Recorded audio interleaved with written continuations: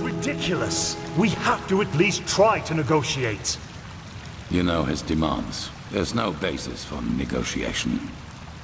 He has not seen what we have seen. The writings, the memories of the Prophet. If he just realized... My dams, my sirs. Shit. What took you so long? And where is Constantine? That's a long story.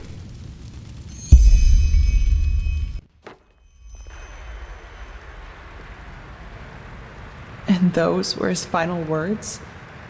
I can't believe it. Simply another victim of the High Ones. If we do not activate the beacon soon, he won't be the last. Oh right, the beacon. If it's activated, we'll simply glow the red madness away, won't we? Or maybe we could, for once in all this, do something that actually makes sense, and focus our resources on finding an alchemistical or thaumaturgical solution to this problem, rather than trusting in a pile of scrap metal. Oh, by the Prophet's ass, won't you just shut up for a minute? All day long you do nothing but babble, getting on our nerves, and nothing you ever say gets us any closer to a fucking solution. So why don't you just shove off to one of the bathhouses? Go torture the washerwomen with your never-ending lamentations. That would be helpful for a change. You will take that back. Will I? Come here and make me. I'd be delighted. Blasphemy! Guard your This is tongue, blasphemy. wild mage, or... Or what? Are you gonna kill me? That's what you do best, you and your fucking order. Silence! You are angry, Lishari Pegast, and I understand why. But in the moment you let that anger destroy this alliance, Firespark's sacrifice will have been in vain. Is that what you want? Is that what you want? No. No, it isn't. Good. I am tired of this endless bickering. We have a responsibility, and we will fulfill it. Well said, Oranthio. And how exactly do you think we are going to do that? Without the sources, the beacon is as worthless as a heap of rusty iron. The chroniclers are on it, and they will find the answer. Novice, tell Commander Aaron to join us. We need to plan the defense of the land. You, Prophet, will come to me as soon as you have recovered. Now, let us get to work.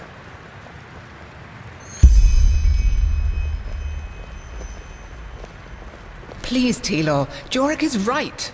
A war with Nerim? This is madness. I know that it is going to be tough. We have no choice. The beacon is all... The sun be praised you've made it. The beacon, Constantine. the beacon. He didn't deserve this. It's just not fair. If you start a war only because of that damn machine, it means putting the lives of thousands at risk. Then none of us are strong enough. Yeah, Constantine wasn't exactly the most approachable fellow, but he was a damn skilled mage. I have to talk to you as soon as possible. It's about the seal in that letter we found on the mercenaries in Old Rashengrad. I believe I'm onto something. Their client is from Enderal.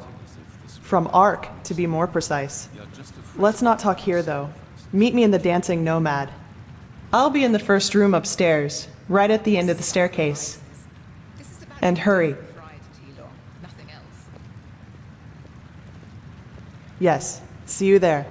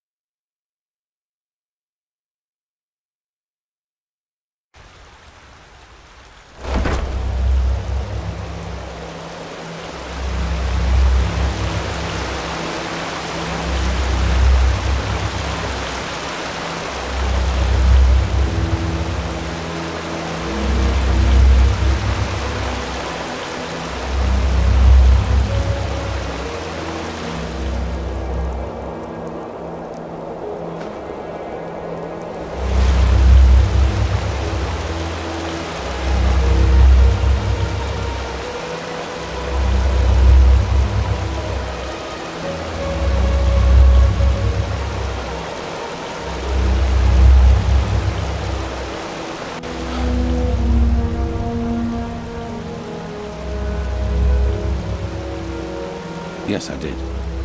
This madman, Koarek. He has completely reshuffled the cards. Now we not only have to deal with the High Ones, but also with him and his fanatics. However, there's also good news. You have probably seen it already. Physically, yes. And we also know how it works now, and how it can put an end to the cycle. It is easier than we thought. The beacon was constructed for one thing, to destroy the High Ones. Once reconstructed, infused with energy and activated, lit, as the Pyrenes called it, it can banish the High Ones from this plane of existence.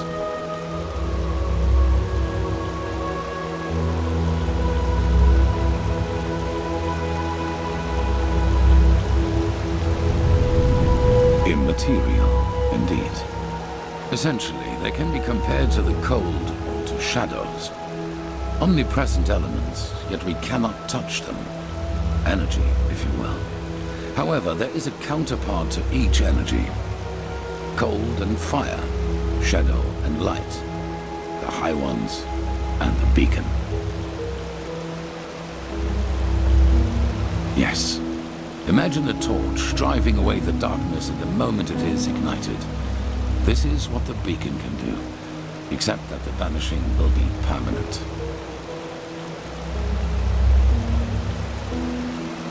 Yes, as I said, it needs to be infused with energy before it can be lit. I take it you have noticed the 3 sockets on its base. They are what it draws its power from. Once they are filled, the beacon can be ignited and the High Ones will be undone, once and for all. At least, if the old writings are true. The only thing left for us to find out is what these energy sources are. We are close.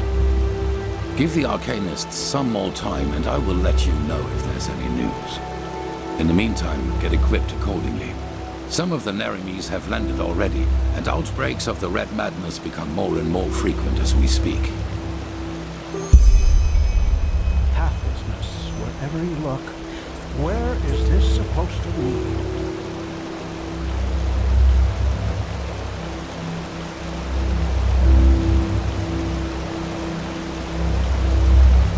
Well, it's only fair to tell you. You've always been honest to me, so I will do the same. Have you ever heard of the Night of the Thousand Fires? Between 8,192 and 8,202, there was an underground movement in Kira called the Red Half Moon. They were brought into being by a group of intellectuals and philosophers who, under all the freedom of thought Saladrin granted them, started questioning the reign of the Golden Queen, and thus the Lightborn themselves.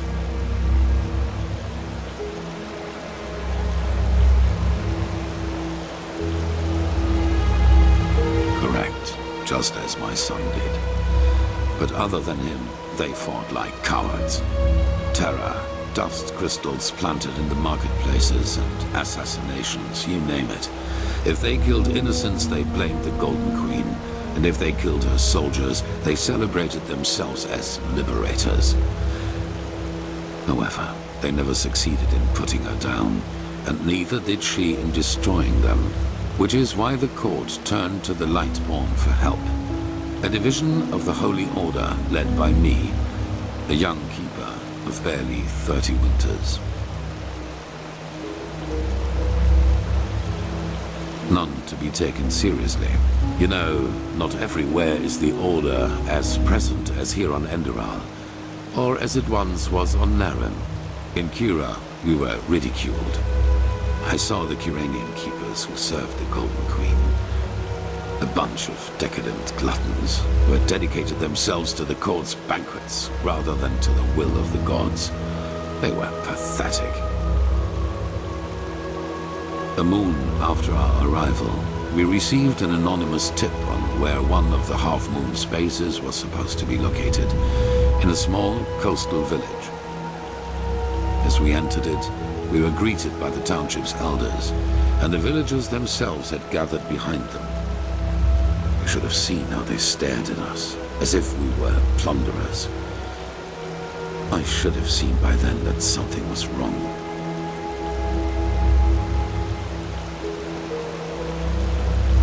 That's what they wanted us to think, and they did a good job at that. A veiled person here, an archer on the rooftops there. I got nervous, because villagers are not, they bested us in numbers, and they had kettled us. Then a man seemed to charge at us, and I gave the order to draw weapons. It was just the spark they needed. No, not a fight. A massacre. The villagers had pitchforks and shepherd staffs, and we had shadow steel swords, let alone the fact that we were trained warriors.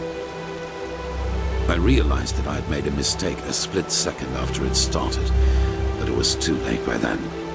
My men, they slaughtered them all, like pigs.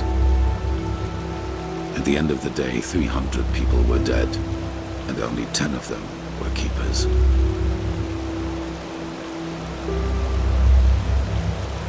Well, what better proof of the Lightborn's cruelty is there than a division of keepers who, out of pure wickedness, slaughtered an entire village, women and children included.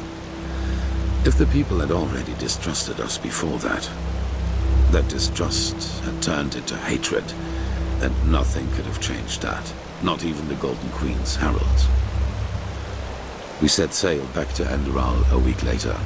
2 years after that, the red half-moon destroyed itself due to infighting. Ironic, isn't it?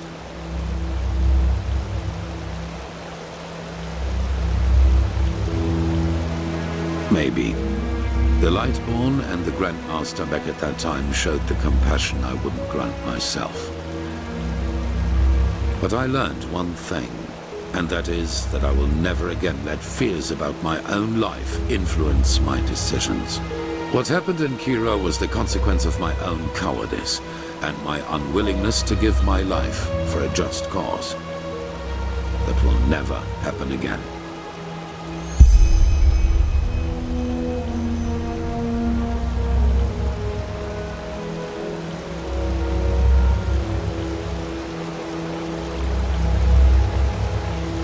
What? Really? That's interesting.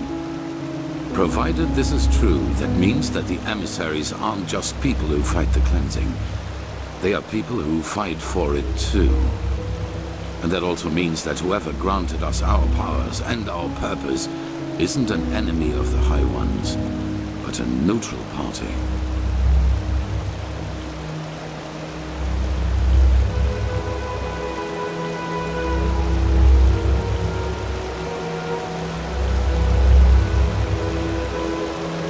Possibly. But we will find out all about that once we've taken care of the High Ones. Now, with the Naramis against us too, there's only one thing that matters. Resolve. We must not hesitate and allow anything to delay the lighting of the beacon any further.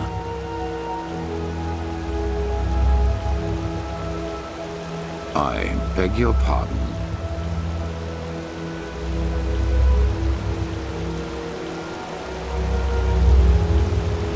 What? And the same goes for me? That's ridiculous. They wanted to deceive you, to sow discord. I saw the threat the cleansing posed before anyone else did. And without me, we would have never come that far. Something changed inside me since I fled from my prison. I feel it. And it is the same thing that made you a part of all this. Now, enough of this.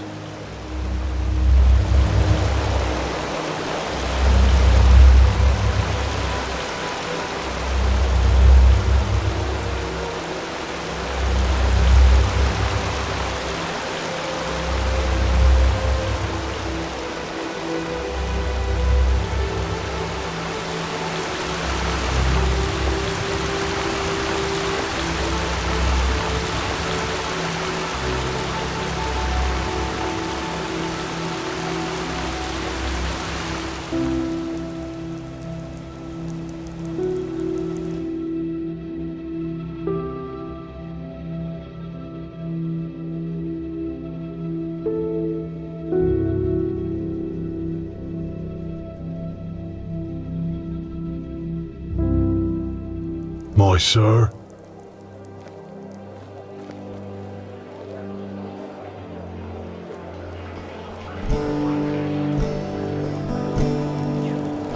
They just sit on their asses and hope things settle themselves.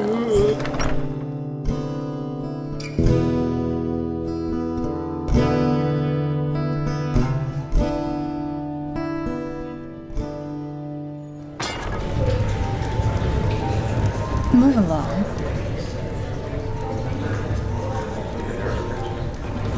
Prophet, are you in there? Kiraj, what? Why? What have you done?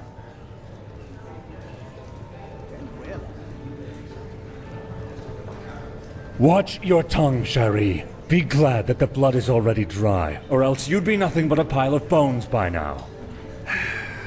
Forgive me. I just can't believe it. Anyone but Lishari? Yes, I know. She was a good woman.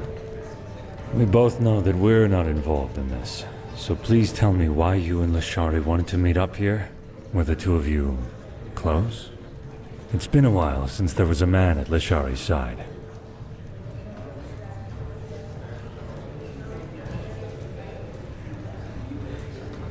I see. But who has killed her then? This doesn't make any sense. Maybe the murderer has left a clue. We have to search.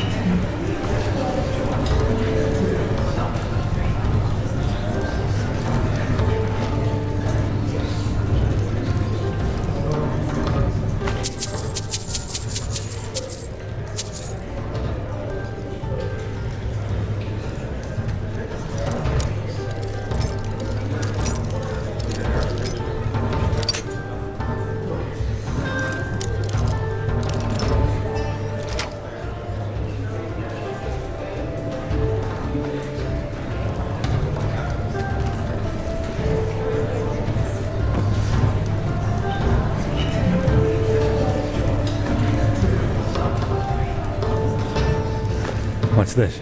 Let me see. Yes! This could be our clue. No, certainly not. But come to think about it, it doesn't really help us either. There are so many dust addicts in Ark, it would take years just to count them. Oh, by the name of the sun, I will inform the Order.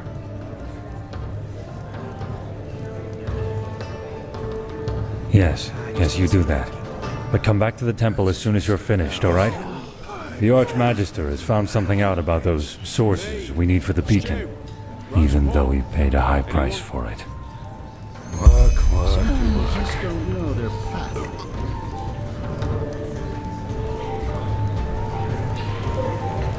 Potatoes, garlic, radish. Just pretty much should be it.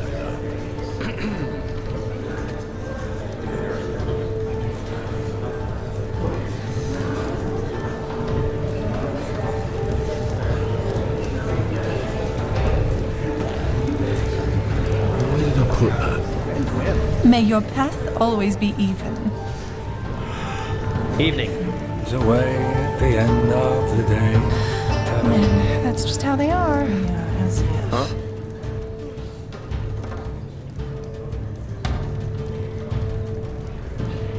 Well, what should I think about it?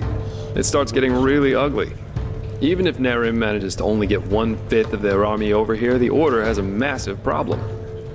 Plus, most soldiers of the City Guard have never used their weapons on anything else than training dummies, while the Nerimese have been hardened by 2 decades of civil war. I truly hope this Korak comes to senses. Somehow. Some people just don't know their path. I really need that new herbal. The scar. Well, let's put it this way.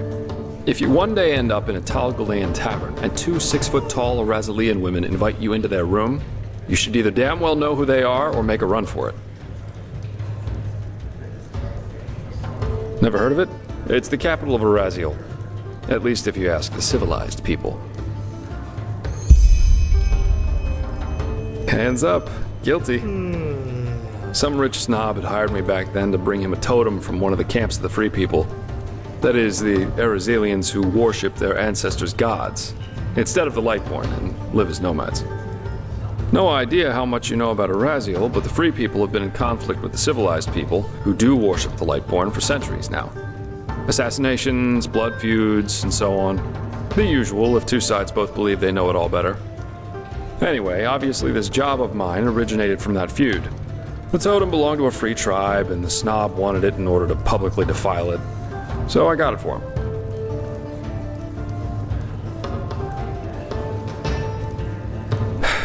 Correct. And I was a little drunk and a little lonely, if you get what I mean. Have you ever seen a pure-blooded Arazalian woman in her 20s? It's really hard to say no to that. In any case, as you already noticed, the whole thing went down differently than expected. My face made acquaintances with a table leg and 4 absolutely untender women's feet and hands. And of course the totem was gone, together with all my clothing and money. I guess I had that coming somehow. That's what happens if you ask your loins rather than your head in the wrong situations.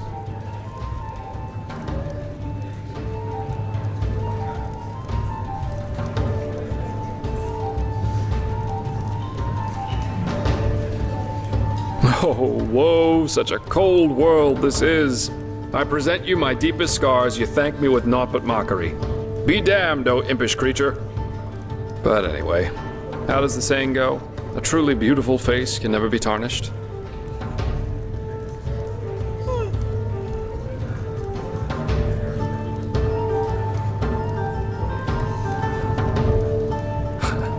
And that's why you enjoy working with me.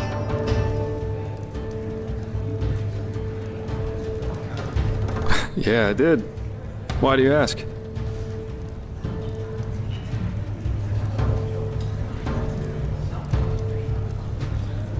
Now, aren't you inquisitive?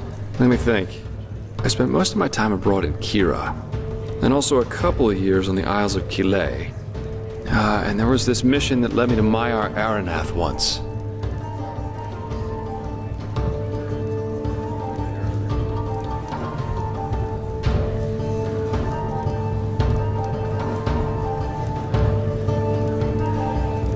Yeah, it is.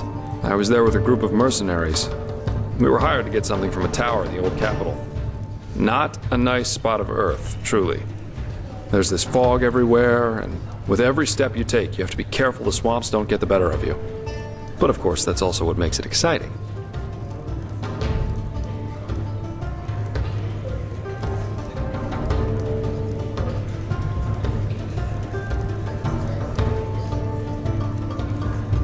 That's a good question.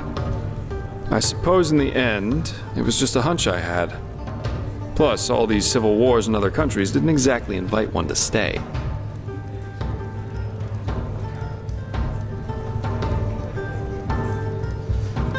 Well, I guess that depends on where you're standing. Of course, times can be tough, especially if you come to a new city or even country where you know nobody. But if you're good at what you do, which I am, there's always work, everywhere. And yeah, I don't eat God's tongue for breakfast, but it was always enough for a roof over my head when I wanted, and some other earthly pleasures. That's what life's all about, isn't it?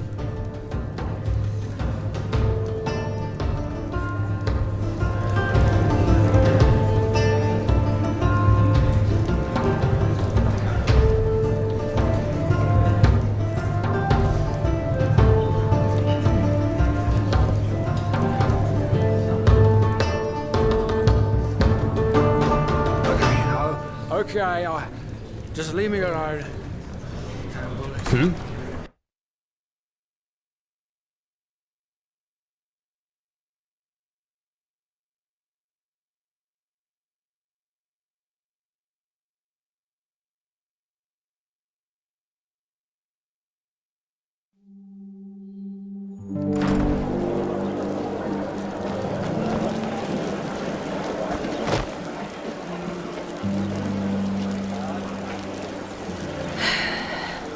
We always go too easy on the scum.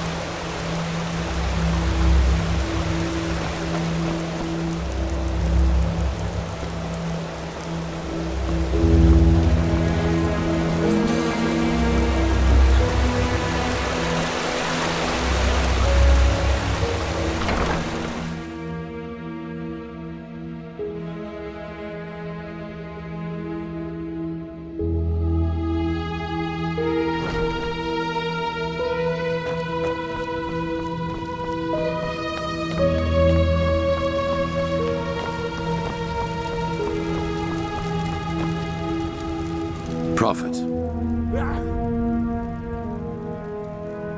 I have been told it is a great loss for our cause. You were the one who found her, weren't you? Why was she in the tavern? And how did you know where to find her? Yes, it makes sense.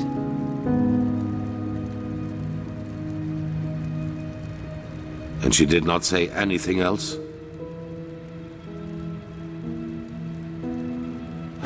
That was foolish. Here in the temple, the murderer would not have had such an easy time. And whatever it was she found out, she took it to the grave with her. Now we are back at the beginning. I will ensure that she gets a proper funeral. Commander Aaron will take care of the investigation.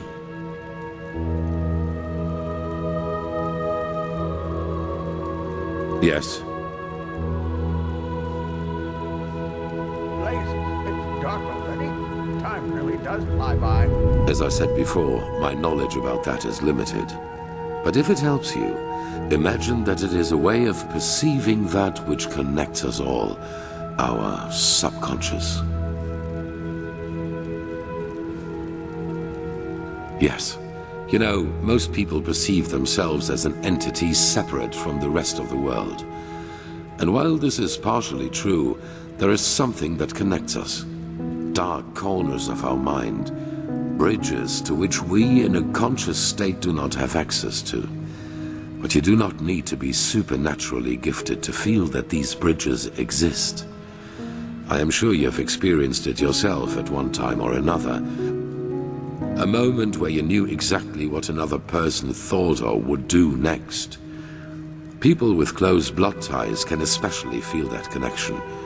Children and their mothers, siblings, and especially twins. Correct. And while most people hardly feel this connection at all, as if looking through a tinted window, to you it is wide open during your visions.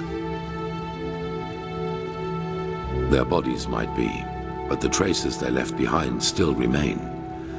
Everything that was, everything that is, and everything that will be, it already exists in the sea of eventualities. This is the basic principle of magic. And time is not a straight line.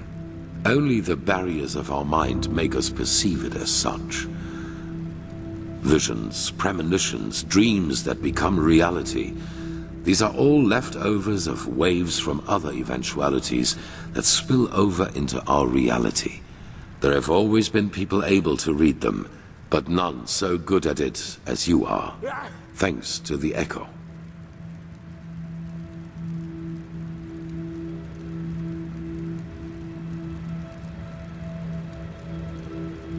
Good question. In their writing, the Pyreans say it has existed for aeons.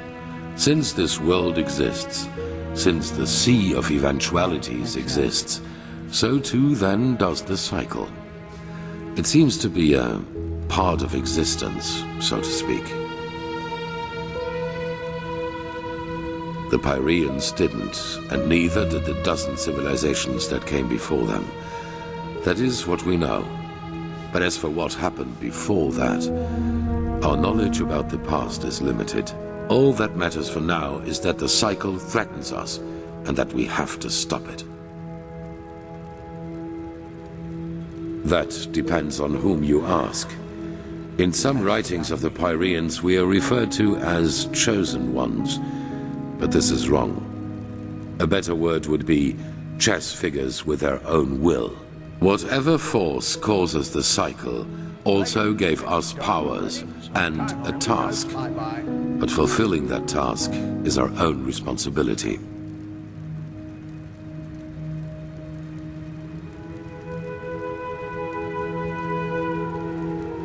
Well, that is something else we only know in broad strokes. It is my task to lead mankind in its battle against the cleansing, to rally our strengths, so to speak. Yours is to read the echo and help us gain the knowledge we need for victory. How exactly you're going to do that is something we still have to find out.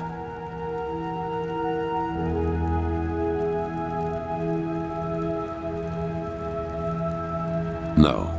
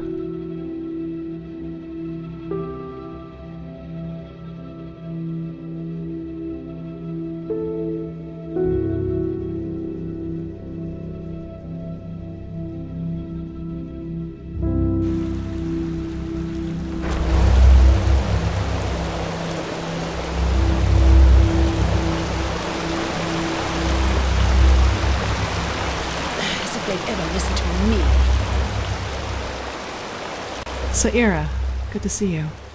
I heard about what happened on Half Moon Island. It's a wonder you and that mercenary made it back alive.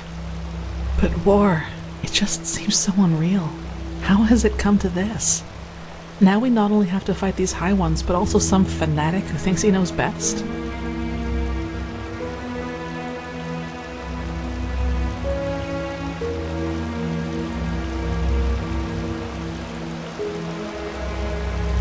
If they are, then maybe we were foolish to think that the Red Madness is the only weapon at their disposal. Tell me, Saira, how is it possible that our beliefs about what's best for mankind are so different? Why are we so eager to be at each other's throats? I'm not sure. You know what I find so hard to understand? Why there are so few people who actually care. So few people who feel the need to change something like you and I do.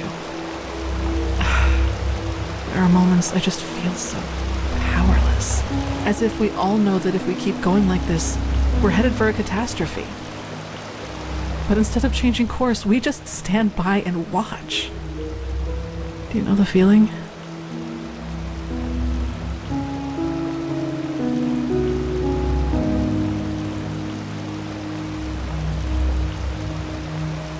I thought so. Whenever I think about it, I find it so hard not to get angry. Take all those upper city snobs with their colorful garments and exotic perfumes. They could put all that money to such good use if only they wanted to, but no, they don't, because they just don't give a damn about the poor. Sometimes I imagine going down there, grabbing one of them by the collar and dragging them down into the Undercity, and there I'd force them to see, just for once. But even that probably wouldn't help. I guess we only care about the things that directly affect us. Who fights against poverty if he's never suffered from it?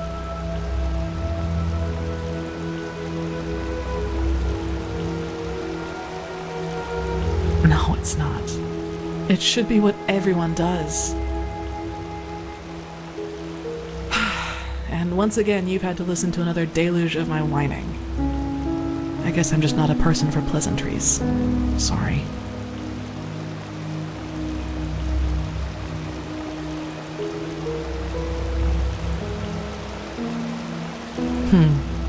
Anyway, I need to make some preparations now.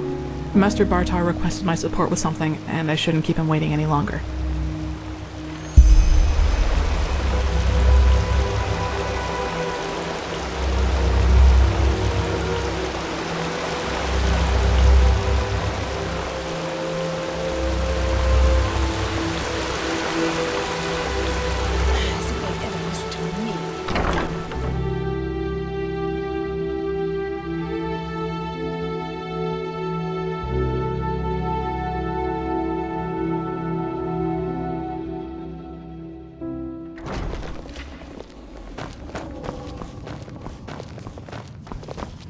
Oh, hey.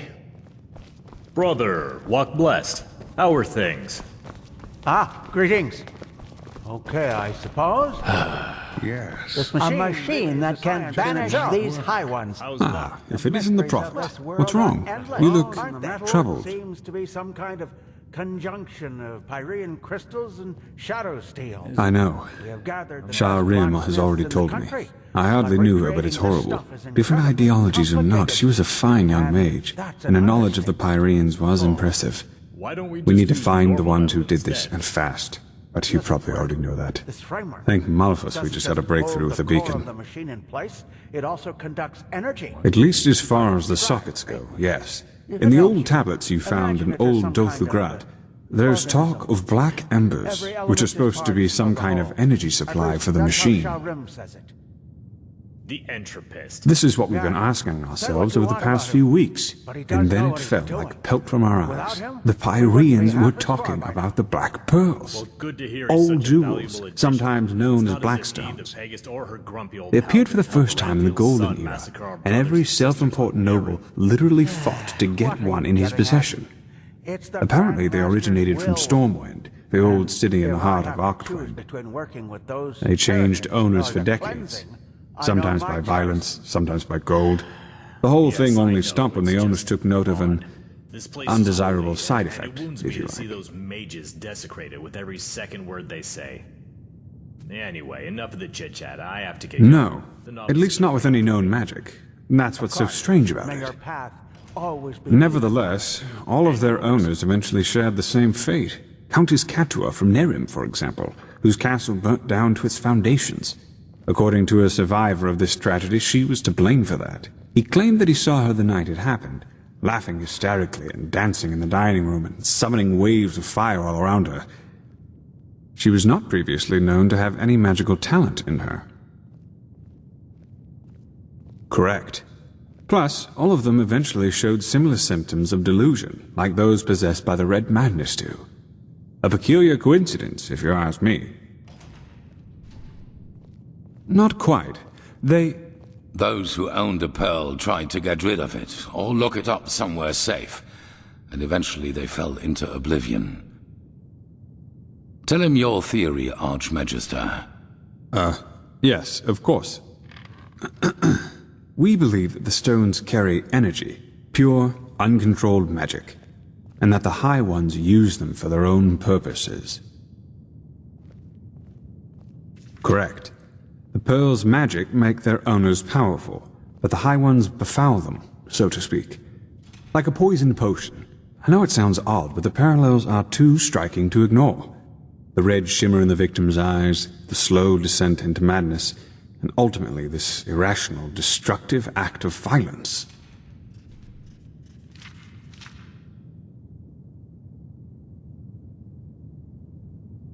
That's what we think, yes. Nothing else in this world possesses that much raw power.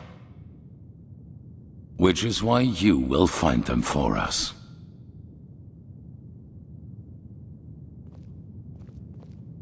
That's right.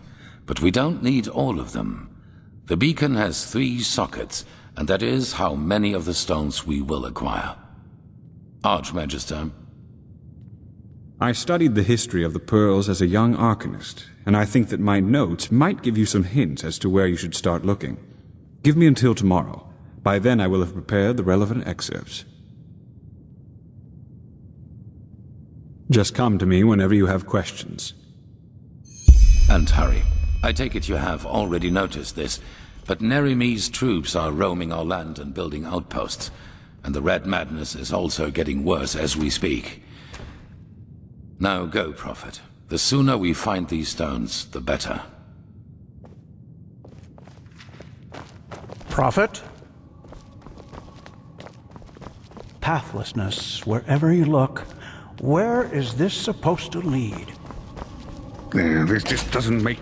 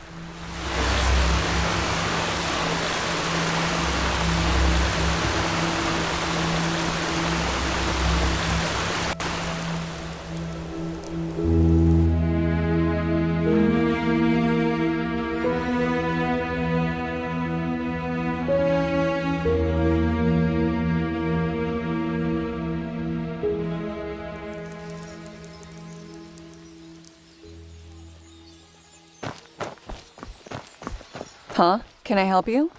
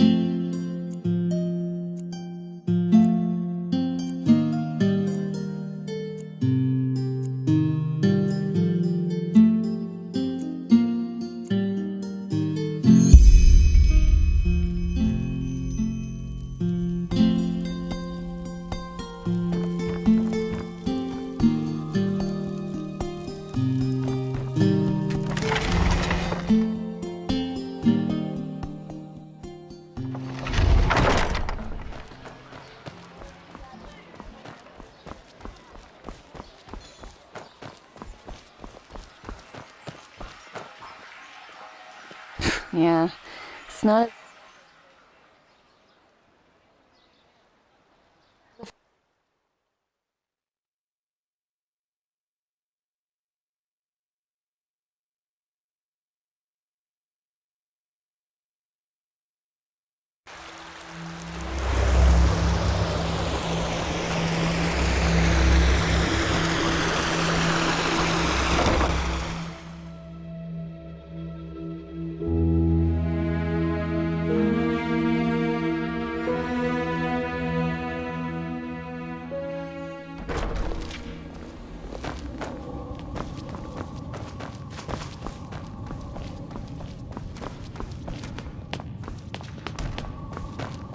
Let's hope he knows what he's doing. Yes? Hello? Yes, that just might work. This just doesn't make any sense. Yes, here. There they are. I've marked the most relevant parts so you don't have to read the entire book. Just see if they tell you anything that could give you a clue as to where you should start searching. I will be waiting at the beacon. Pathlessness, wherever you look. Where is this? Well, finding out about the Blackstones was definitely a great step forwards. But still, we're left with a myriad of questions. Sometimes I feel pathetic, to be honest. Like a child, asked to understand the functioning of a Starling airship. I do? Thought I had gotten rid of it by now. But yes, I'm originally from Nerim. Just like you, as I've heard. Oh, I don't know. Probably because I don't have very fond memories of my time there. You know, if someone would have told you 20 years ago that one day I would be the Archmagister of the Holy Order, you'd have probably laughed in his face. It's absurd just to think of it. You know, I was a slave there. Yes, you see, I was born into a traveling group of Aeterna minstrels. I never got to know my father, though, and living that way was hard. So my mother eventually decided to burn all bridges behind us and start over. Sorry, I'm babbling. I don't want to bother you with my boring stories. Well, after some days on the road, we met a traveling merchant who gave us a ride to the next village, a small one named Sildren in the Salathan forest. It seemed almost perfect at the beginning. The place was quiet, and my mother found herself a job as a weaver in the local count's castle. One day, however, the count simply stopped paying her, and, well, when she asked for the reason, he told her that we were his property from that moment on, just like that. Why wouldn't it be? We were just a woman and a young son, and he owned both the land and the local guard.